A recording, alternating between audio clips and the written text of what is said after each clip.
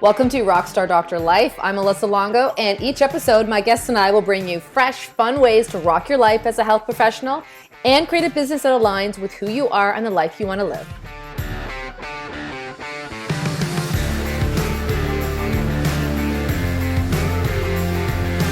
Hey there, everyone. I am really excited to have a legend in chiropractic on the show. Someone who I know is not only going to deliver a ton of insight to those of us in active practice, but those of you who are just getting ready to start practice, perhaps many of you who are no longer in active practice, and even health professionals from different domains, our physicians that I know listen, and counselors and nurses.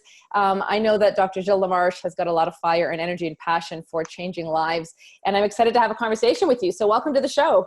Well, happy to be with you, Melissa, and I'll tell you, having me called a legend makes me feel a little bit old today. So, well, yes, let's be clear. You just told me that you celebrated your 40-year anniversary since you graduated from CMCC, and you've also just told me in our pre-chat that you have been just as busy, if not busier, since you retired from active practice 15 years ago. So let's just take everyone back for the people who are just getting to know you or haven't actually heard your whole story. You were in active practice in Northern Ontario in Timmins for 25 years, correct? Yeah, actually, I was in Hearst, Ontario for 5 years, and then 20 in Timmins, which was home. I always jokingly say when I left Hearst, I moved south to go practice in my hometown. So 25 years up north. And during that time, you had a busy practice. You saw a lot of families. You were also contributing at that point. You were speaking. You wrote a book during all that time. So you were busy when you were in practice. I was. I hit the ground running. My chiropractor in Timmins had suggested that before I graduate, I go to a Parker seminar, and I had no idea what that was. So as a junior in chiropractic college, I went to my first Parker seminar, and Dr. Jim Parker used to invite everybody to his suite. So there we were in New York, 3,000 people, invites everybody to his suite that night. None of my friends wanted to go, but I went. And there was maybe 30 people up in his suite. And what started as a visit just to see this beautiful suite at the Hilton Hotel in downtown New York City was a lifetime of mentorship from amazing people that were in that room. My number one mentor in chiropractic being Dr. Jim Parker. And so I hit the ground running in this little town of Hearst, Ontario. And before I knew it, my practice was full. So I had a 25 amazing years practicing chiropractic. I always say that I am as excited and enthusiastic and passionate about chiropractic today than I was the day I actually got accepted to go to chiropractic school.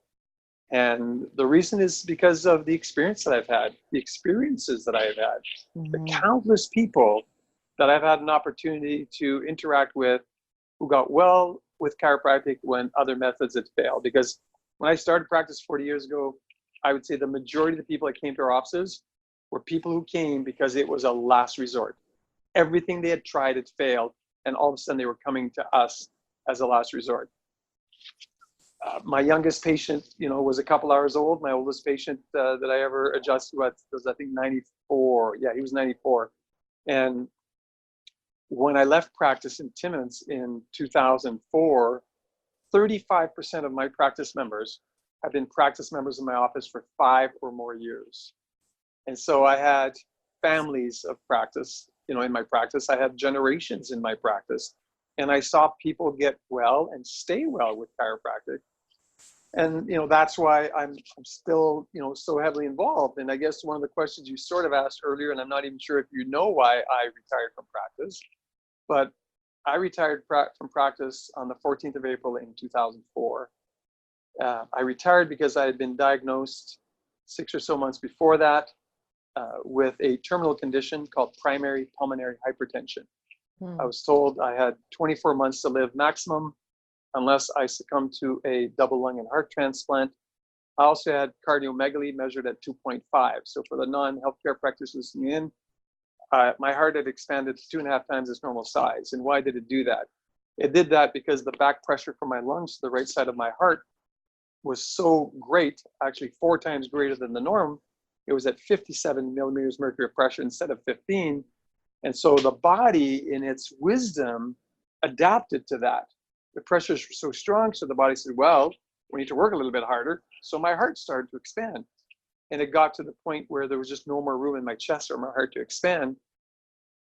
And I had had those initial symptoms in the spring of 2000, but only while I was running. And if I didn't run, I didn't have a symptom. So I stopped running and I just didn't pay attention to it. And I'm allergic to animal hair.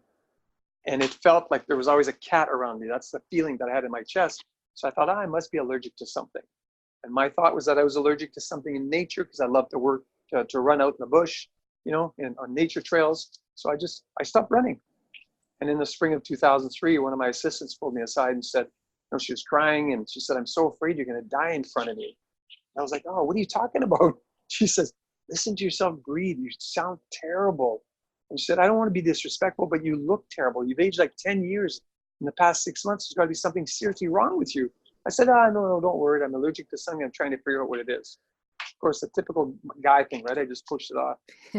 Anyway, she was a lot smarter than I am, of course. And she called a buddy of mine, who's my best buddy in Timmins, who's a medical doctor. He called me at night and said, if I'd made a promise to someone and you were the only person in the world who could help me fulfill my promise, would you do whatever it takes to help me? I said, yeah, of course I would. That's what friends do. He said, great, I'll see you tomorrow in my office at 4 o'clock. And he hung up the phone. And I thought, oh, that brat, you know, she called him. Yeah. So I ended up in his office with all the testing done through him, with multiple specialists after that.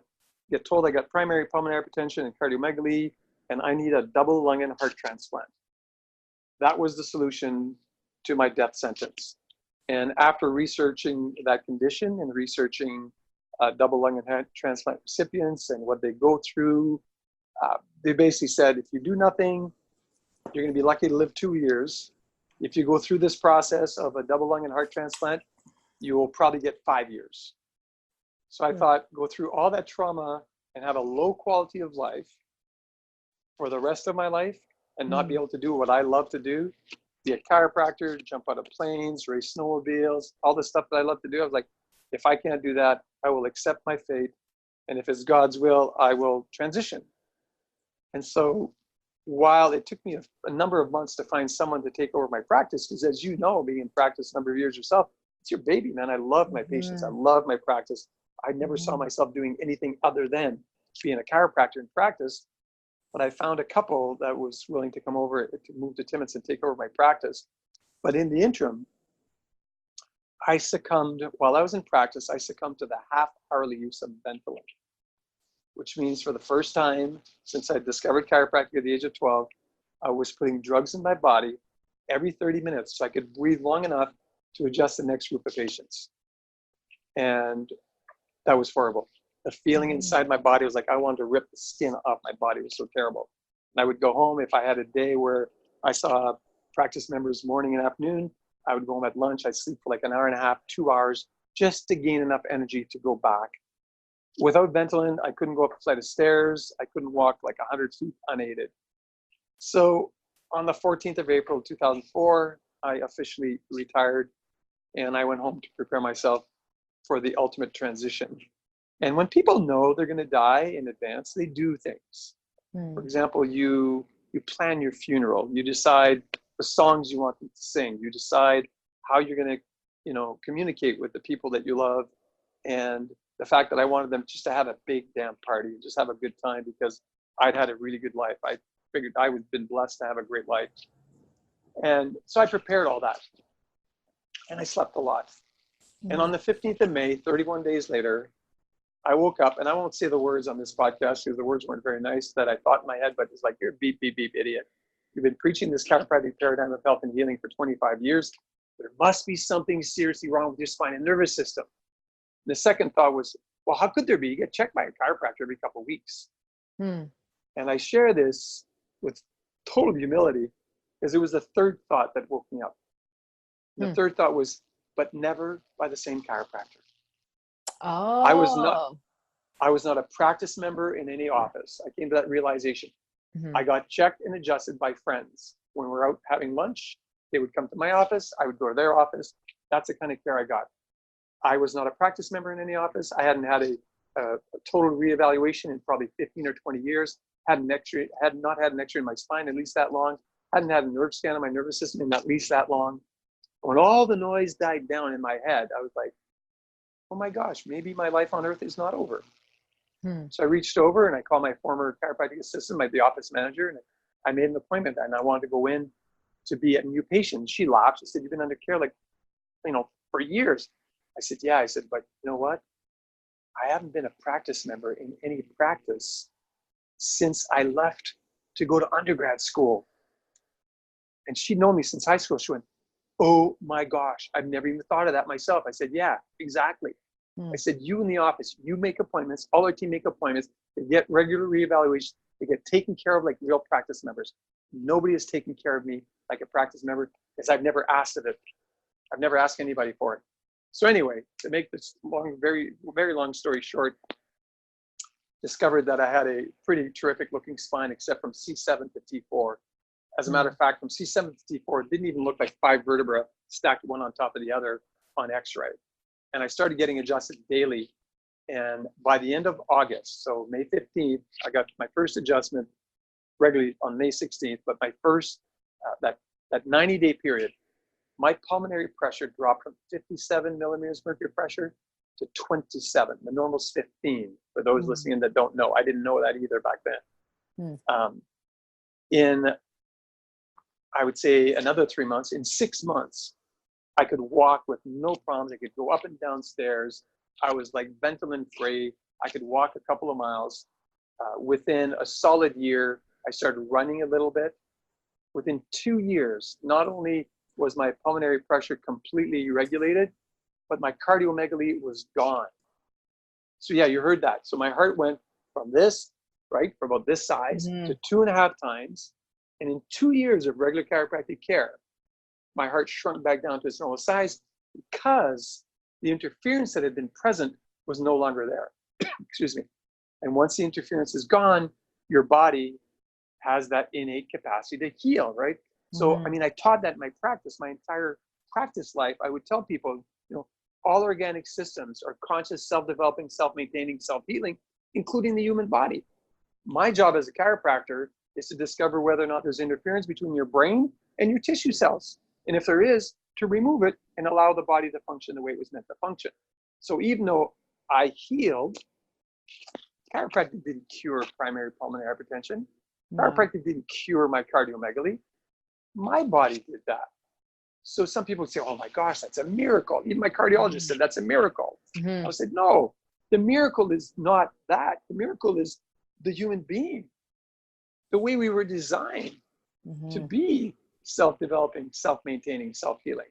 So that's the story that led me out of practice. Yeah. And then in 2005, I started thinking, I'm well now. I guess it's time for me to go back into practice. What else am I going to do? I don't know anything else.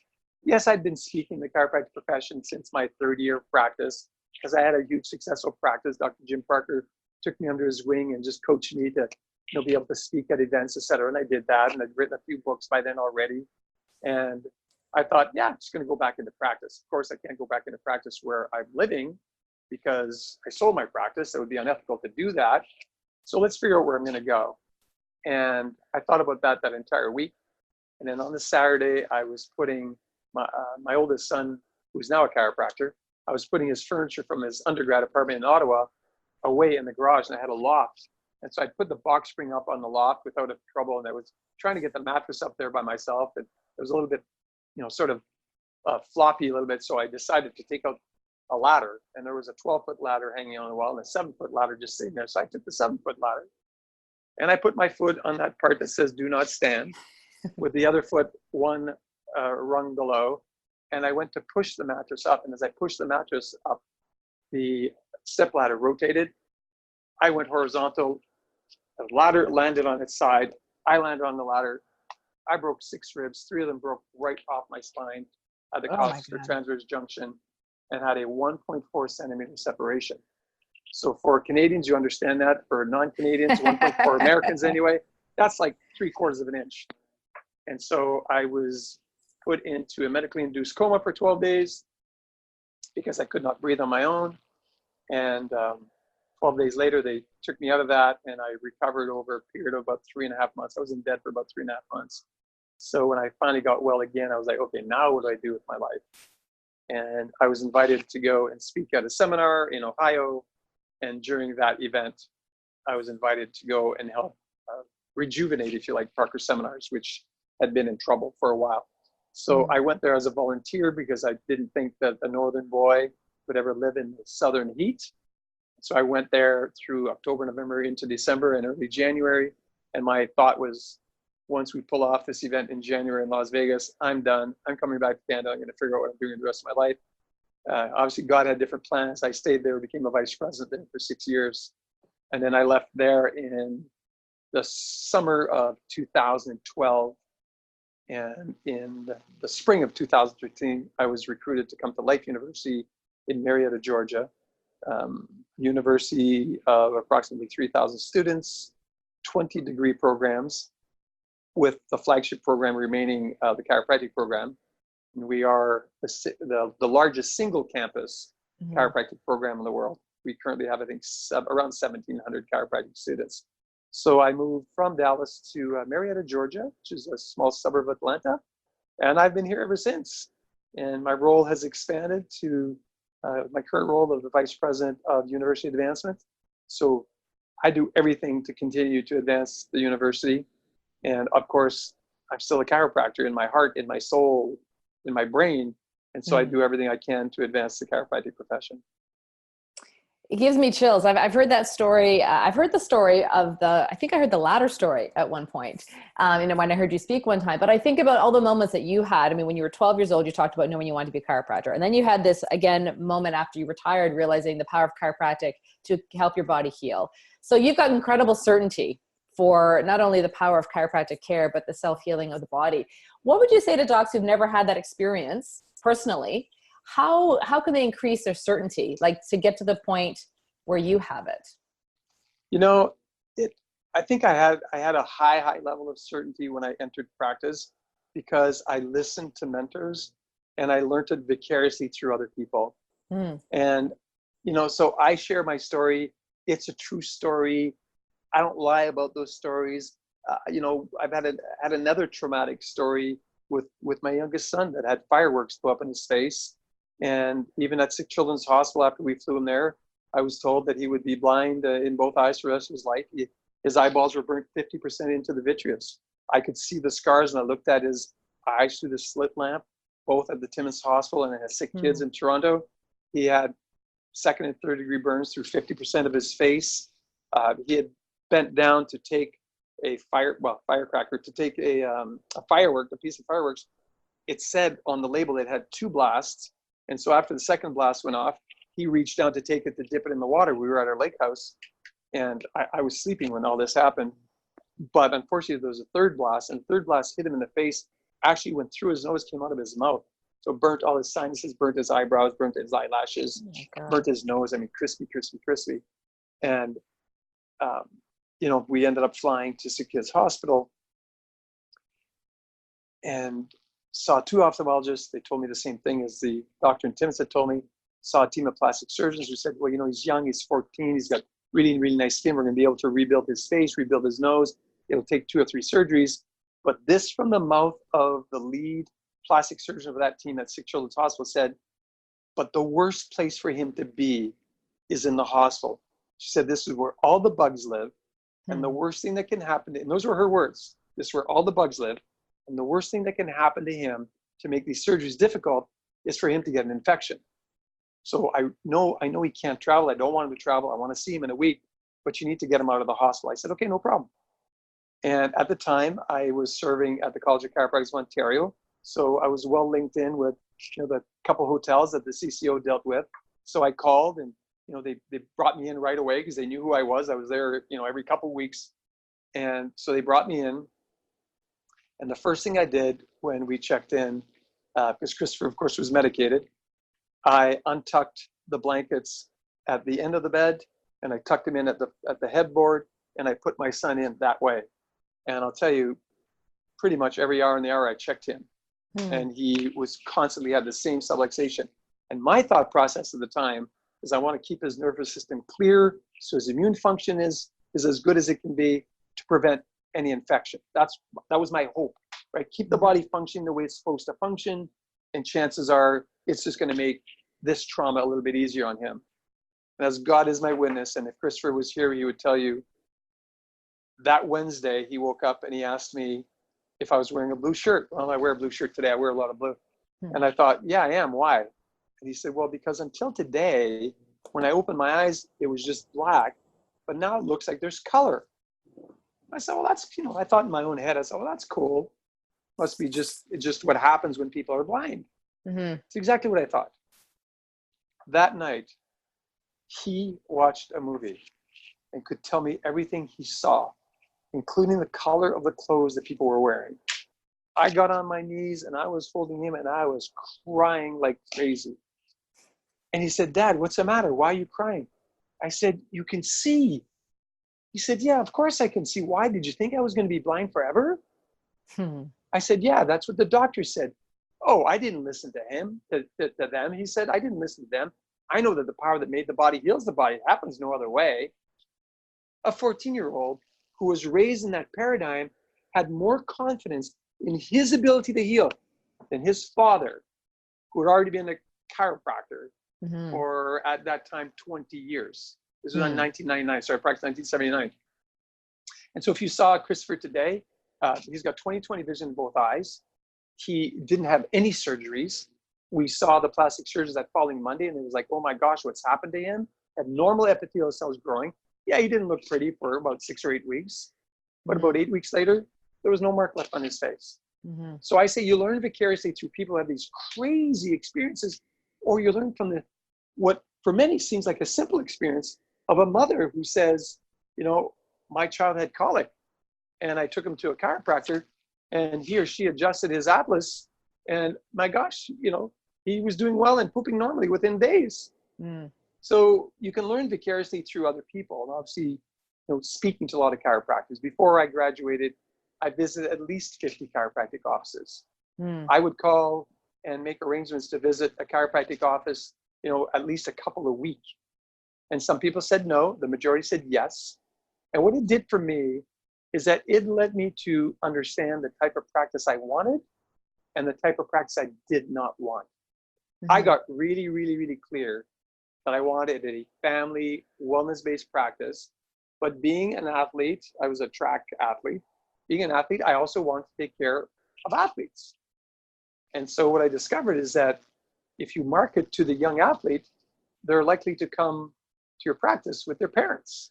And so now you can tell the chiropractic story to the parents. The parents say, oh, by the way, you take care of kids too? So within weeks, I had a practice that was thriving, literally within weeks. Within 6 months, it was crazy busy. Yeah, and we talked about, it's been 15 years since you've been in active practice, but I think that some of the things you're talking about would stand the test of time as far as how to grow practice, right? Absolutely. Your ability to share with confidence, healing, chiropractic, how the body works. Would that be one of the advice, one of the tips you would give to docs listening about how to successfully continue to grow a practice? Absolutely. There was a book that was published a number of years ago called Chicken Soup for the Chiropractic Soul. It's got great testimonials in it. When I was at Parker, I put another book together. Now the name is going to escape me. Darn it. Hang on a second. I should know it. It's right on my shelf. The Art of Healing. The Art, is that? No. No, I did those after. I think what we're hearing, listeners, too, is that, the power of your certainty as a practitioner is never, ever lost. If you want to grow a practice, grow your certainty, whether it's visiting other offices or finding good mentorship like you have with Dr. Jim Parker, attending conferences. The more certain you are, the more you're going to attract the right people into your practice. Absolutely. The Well-Adjusted Soul was the book. And I think it might still be available through Parker. But, I've written a number of, 15 or 16 books now, I think. But all of them are around helping chiropractors understand the power of a chiropractic adjustment when a subluxation exists and the possibility of change. So once you have that level of confidence, that's what you transmit to people, and you never have to sell chiropractic. I've never sold chiropractic. I never did a spinal screening in my life. I'll tell you how I built my practices. I built 3 practices. Because when I was in Hearst, I also built a smaller one, literally 125 miles away, because I had 40 people a week coming from there, and I thought I'll just go serve them there. And within not even a month, I was seeing 100 people in the afternoon, 2 afternoons a week on Tuesdays and Thursdays. And I did it by just being nice to people. Shake hands with people and introduce yourself to people. I handed out 5,000 business cards my first year of practice. Why? Because my mentor told me that was the thing to do. He says, you don't have to sell it because they're never going to buy your message until they buy you. Right? I'm going to repeat that. They don't buy your message. So I never tried to sell chiropractic to anybody. I would just walk into different places. I'd introduce myself. You know, I'm Dr. Gilles LaMarche. I'm a new chiropractor in town. You know, whatever. I'd say, you know, here's my card. If I can ever serve you, you know, I'd be happy to do so. You know, tell me more about your business. What do you actually do here? And then I would spread my business around town. I never went grocery shopping at the same store. So at the first town I was in, there was 3 grocery stores. So every week I would go, you know, this week that one, this week that one. So I would go to the first store 3 weeks later.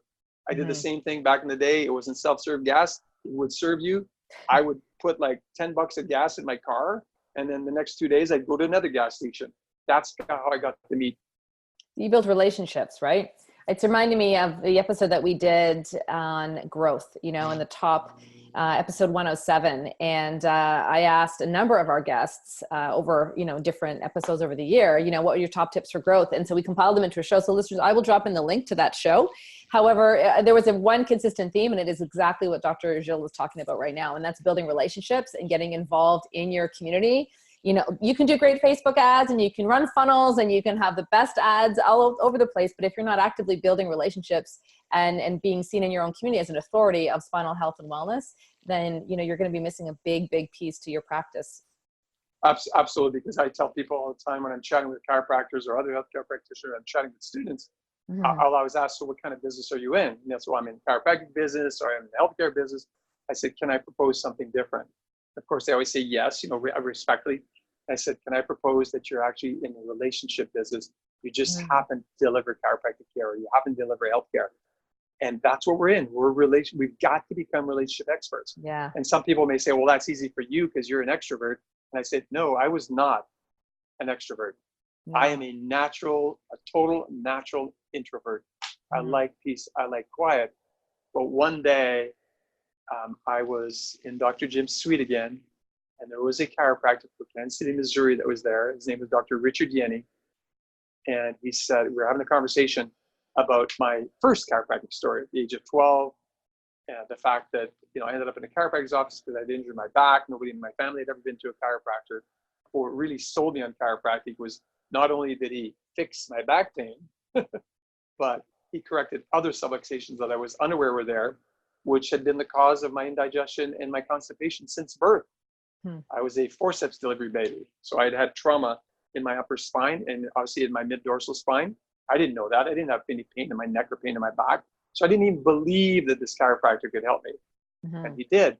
So I was sharing the story with Dr. Yenny. He says, well, you know, you need to learn to tell that to everybody. I was like, oh no, I could never do that. I'm like way too shy to do that. And he was standing, we were standing face to face, and he took his index and he started poking my chest. And he said, what gives you the right to know a truth and not share it? And I was like stunned. Because number one, he was poking me. I didn't expect anybody to do that. Number two, he was speaking very loud and I hardly knew this guy. And he repeated it. And it was on the 4th or 5th same question that I said nothing. He said, that's right, young man. Nothing gives you the right to know truth and not share it. So he said, tomorrow morning, I'm speaking at 9 o'clock. I want you to be in the front row. And you're going to come up and you're going to share your story with that audience. It's going to be your first time sharing it. You're going to share with the audience. I said, there's like 3,000 people there. He said, yep. He said, but I promise I won't embarrass you. All you need to do is look at me. I want to give you the experience of sharing that. And when you do, and you get good at it, you'll change your course in history. I was like, okay, I'll be there. And I showed up, and honestly, I had a physiological response that almost caused me to wet my pants. I was so scared, so nervous, right? So nervous to do that. But he walked me through it. And like a gentleman he was, he just faced me. I didn't face the crowd, I faced him. And then when I was finished telling the story, then he made me turn and face the crowd and thank them. But he faced me and he walked me through asking a few questions, and I just shared my story publicly. And then I was like, okay, I need to figure out how to do this. So I joined the Toastmasters Club, which still exists today. I learned to become a public speaker, initially for my practice members, then for my community, And as you well know, now I've spoken around the globe, and all this started because that guy poked his finger and asked me, what gives you the right to know truth and not share it? And I realized nothing gives us that right. So when people are saying, well, I can't do that, you know, I'm not like you, I'm too shy. I was like, dude, I was shy. I was like really shy. And I got over it. And what I recognized, again, through mentorship, was shyness is when we make it about us. A willingness to share truth is when we make it about the other people. And if you were chosen to be a healthcare practitioner, chiropractor, or whoever's listening in, if you were chosen, it's because you were meant to be able to deliver the goods. And the goods start by being able to share the truth about who you are and what you do, and then becoming masterful at your craft. And that is going to take consistent, positive movement from a mental, spiritual, and physical basis. So as a chiropractor, you'll practice your skill every single day before you lay your hands on the first practice member or patient of the morning. But practice for 10, 15 minutes, develop that neurological arc that makes you become more and more masterful every single day. And not to disappoint anybody, you will never be a master, but you will be more masterful tomorrow than you were yesterday if you choose to continue to practice. And the example that I give, or the line that I often use, I said, the difference between a master and a student, the student thinks he or she can become a master. The master knows that he or she is a student forever. And so I know I'm a student forever. And I choose to continue to learn. So I encourage everybody listening in, you know, create a learning path for yourself. And certainly attending events, whether online or physical, you know, attending seminars, develop a tribe of people you can call on, people that can keep you up when you're feeling a little bit down, develop rituals that keep you focused on delivering the message and delivering the product at a high quality level, which means you need to train physically, mentally, and spiritually to feel solid. You know, when I get asked sometimes how old I am, and people say, oh, you look good for 64. I was like, no, you don't understand. This is what 64 is supposed to look like. Yeah. The majority of people look a lot older than they should at 64. Yeah. But it takes energy, it takes time, it takes dedication to making sure that happens. And you know, that's been my story. And obviously through a number of years of practice, I think I micro-traumatized my spine because I saw a lot of people, and many of them much bigger than me. And like you, was a single father of 3 children. I mean, you know, I took care, that's what I had to do every day, was practice and take care of kids. And I didn't focus on myself as much as I could have. And then I learned that it was important for me to start doing that again. We've talked about so much, like so much. Yeah. And it's funny because you hit on everything I wanted to talk to you. I wanted to talk to you about the importance of mentorship. I wanted to talk to you about how to increase certainty and finding the right people around you and all these great things that we've already talked about. But, you know, one thing that I'd love to know is, how does Dr. Gilles define success now? Do you define success for yourself differently now than you did when you first got into practice, or has that changed with the different type of work that you're doing? And then we'll wrap up. I have a really easy definition of success that I borrowed from somebody along the way, and I can't remember if it was Bob Dylan. I think it might have been Bob Dylan. Like, success is getting up in the morning and going to bed at night and doing exactly what you love in between. Right? Getting up in the morning, going to bed at night, doing what you love in between. And I will tell you that if you are not loving what you do and who you are, discover what needs to happen to get you there. I wake up every single morning, and the first words that I consciously input into my brain is, I greet this day with love in my heart, every person, every situation, every circumstance, because I choose to make my life sacred. And they're the last words I consciously input in my brain before I fall asleep. And I slightly different, because I say, tomorrow when I awaken, I will greet the day with love in my heart, every person, every situation, every circumstance, because I'm choosing to make my life sacred. So I do that at night, so that way I get to sleep and have a good restful sleep. I wake up in the morning, and I'm not telling you I don't think of anything else in between, but those are the words that I consciously input last and consciously input first. And I do whatever it takes for the day, even when you hit a big roadblock, when you hit a challenge that seems almost insurmountable. How do I approach that? And I've hit some challenges that, you know, are quite insurmountable. I mean, I had a niece pass away in that Ethiopian crash on March the 10th. It's a big deal. But how do you live beyond a crisis? How do you live beyond a tragedy. Mm-hmm. And the only way to do that is to get into a state of acceptance and figure out how you can continue to serve and know who you want to continue to serve. When you have clarity around service, Jim Parker used to say, make loving service your first technique. And when you make loving service your first technique, and you make every recommendation as if the person sitting in front of you is your mother, father, brother, sister, child, or spouse, if you love them, then he says you can never make a wrong recommendation. Would everyone accept the recommendation? Maybe not, but the majority of them will, because you're coming from a space of commitment and you're coming from a place of integrity and honesty. So if I had a woman your age that showed up in my practice when I was in practice, and we did our thorough consultation examination, et cetera, whatever it is we did, and I was going to make my recommendations, I would look at you and say, if that was my sister Sylvie, what would I recommend Sylvie do to get herself back to the greatest potential? And that would be there. And so I would speak to you from that space in my own heart, as if you were my sister. And I did that for every patient I ever saw in my practice. And before I had children, I would say, well, if that was my niece or nephew. And of course, then I started seeing children. Well, if that was my baby, what would I tell them, or what would I want to do for my own child? And so I learned almost all of this from Jim Parker. And of course, he was, like I said, my number one chiropractic mentor. And I just followed his footsteps. I did not try to reinvent the wheel. I did exactly what he told me. And when he said you do a thorough consultation and a thorough examination on everybody, and you only do it in your own practice, I did that. I never tried to do a cursory examination at a bar and adjust somebody on a bar stool, which I think is horrible. Yeah. And yes, if you do it, I would judge you. Yes, I would, because my mentor told me it was the wrong thing to do. And I'm not judgmental. Yeah. Right? And I did a written report of findings for every patient that I saw. And I followed up and I did the proper x-rays and I did everything my mentor told me to do. And it worked.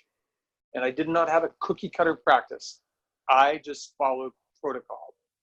And one time when I almost didn't, 6 months into practice, an elderly gentleman came in and said, I know all about you chiropractors. He said, I've been cracked by you guys before. I cricked my back out. I need you to crick it back in. And I was like, yeah, he's talking to the wrong guy. And I was young. I was like, well, sir, no, you don't understand. You need to lay me on my side. You need to crack me like that. That's what I need. I said, I'm glad you think you know what you need, but I'm a chiropractor, well-trained. And unless you're willing to do a thorough examination with me, I'm unwilling to take care of you. And I literally kicked him out of my office. And he came back from the reception room and said, wow, where else am I going to go? I'd have to drive like 60 miles. I said, sir, that's your option. But in my office, this is how I do my work.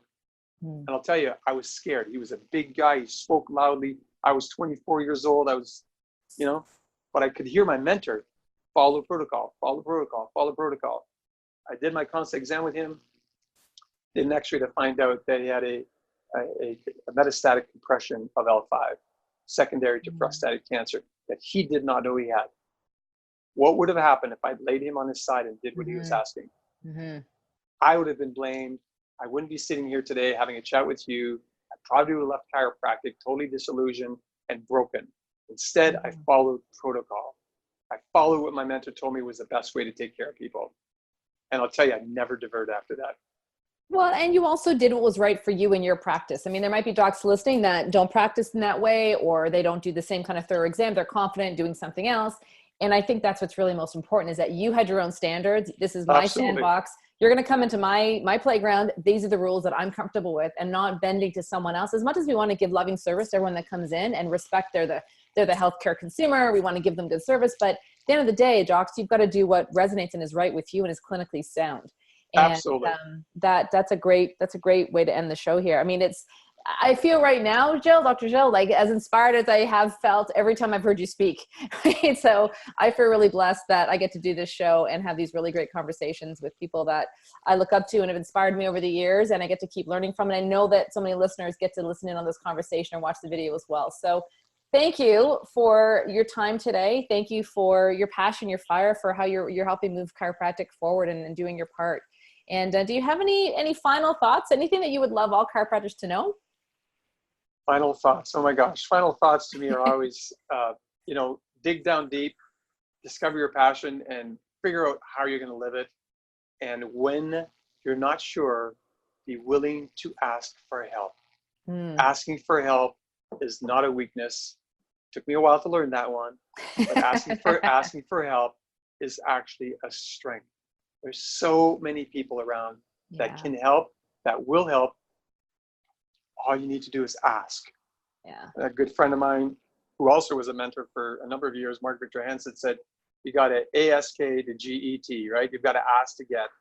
And I think that if you're any type of healthcare practitioner, and I think we're maybe speaking mostly to chiropractors, but if you were chosen to be a chiropractor, you were chosen to be a chiropractor to succeed and impact humanity. My goal is to impact humanity. My goal is to see in my lifetime a shift in the healthcare paradigm. America is in the biggest crisis of its time with the opioid crisis. Yeah, guess who created that? It wasn't the chiropractic profession. So we've got to step up. So my request for all of you is that it is no longer time to be quiet. Be kind, yes, be respectful, but start being loud. We have been the silent majority for way too long. It's time that we become more vocal. As the chancellor at Life University said the other day, we've got to be willing to pick a fight, but we've got to do it with kindness. And the best way to pick a fight with kindness is to lather them with truth. Read the research, share the research, be nice to people. Don't post crap on Facebook or any other social media, but post conversation. Invite people into a conversation. As you invite them into the conversation, you will see we will shift the conversation. It is shifting. It is shifting. Not as quickly as we'd all want it to be, but it is shifting. And, when you see events that I'm involved with, show up. There's all sorts of great events. I know it's hard sometimes, but anything we do at Life University, Life Vision, Life University is definitely defending the sacred trust. And when others have chosen not to defend the sacred trust anymore, we are still arms deep. We have a president who also happens to be Canadian, Dr. Rob Scott. We have a phenomenal new president. Our chancellor, Dr. Guy Reekman, was president at Life University for a number of years, has now moved into the role of chancellor. We've got a great, great team. And we have a lot of great followers who actually understand what we understand. And I'll tell you, I'm not a hate straight at all. I absolutely love chiropractic. I love chiropractors. And I understand that having a well-balanced view and understanding of the art, the science, and the philosophy of chiropractic is primordial to having the impact that we can have on humanity and change the direction that the human species is going right now. The spiral is quick. We can stop the spiral. That's my belief system. And I think that I base my beliefs not on innuendo, but I base it on facts. There's not a condition known to man that is not healed at least once. Why? Because the human body has the ability to heal when it's free of interference. And you have the ability to help people if you discover the interference and have the skill to correct the interference. So blessings to all of you. You were blessed to have me on, is what you were saying. I feel blessed that you invited me with you. And I always feel blessed to have the opportunity to share this message with people so that together we can truly have an impact. Agreed. Well said. And listeners, I think that's a great line to end the show. It's no longer time to be quiet. So get yourself fired up, find mentorship, find your tribe, find out how you can get more certain, and be sure to check out all the amazing events that are coming up. We will put in links in the show notes of how you can attend the next Life Vision seminar or whatever else Dr. Gilles has coming up, and certainly how you can connect with him as well. Thank you again for your time. Have a wonderful rest of the evening. Thank you very much. Appreciate you for doing this. And thanks for all the hard work you're doing as well. God bless. I hope you enjoyed today's show. Find out more about today's guests and everything else that we talked about in the show notes. You can also find all this content and so much more, including videos, blog posts, and how you can work with me on the Rockstar Doctor Life website. If you haven't yet reviewed the show, we'd love it if you headed on over to iTunes, subscribe, and leave us a review about what your thoughts are about future episodes for the show and what you like best. Feel free to connect with me on Instagram at Melissa Longo DC and of course on Facebook. Thanks again for listening. We'll see you next time.